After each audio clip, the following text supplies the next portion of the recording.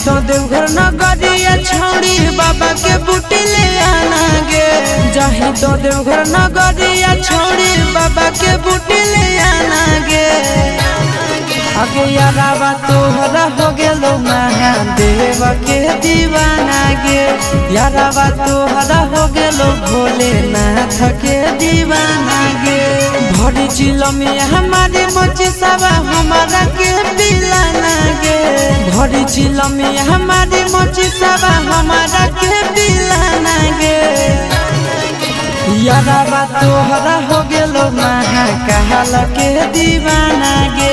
यारावा तोहरा हो गेलो बम बम भोले के दीवाना गे।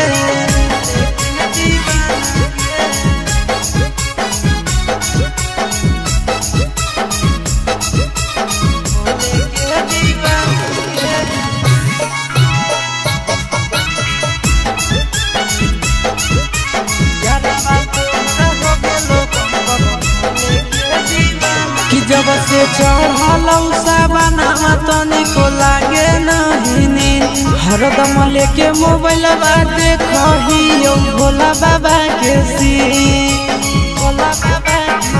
कि जब से चढ़लै सावनवा तनिको लागे नहीं नींद। हरदम लेके मोबाइल देखियो भोला बाबा के सीन।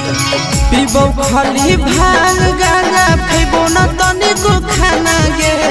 पीबो खाली भांग गांजा खैबो न तनिको खाना गे। यारावा तोहरा हो गेलो महाकाल के दीवाना गे। यारावा तोहरा हो गेलो भोले बाबा के दीवाना गे।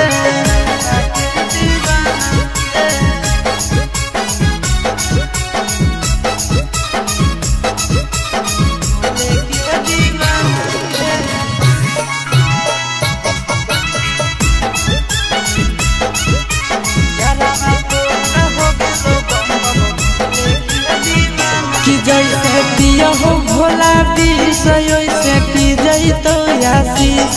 आगे सूरज नंदना के बाबा बही काहे खीर। कि जैसे पिया हो भोला वैसे पी जैतो आशीष। आगे सूरज नंदना के बाबा बही काहे खीर।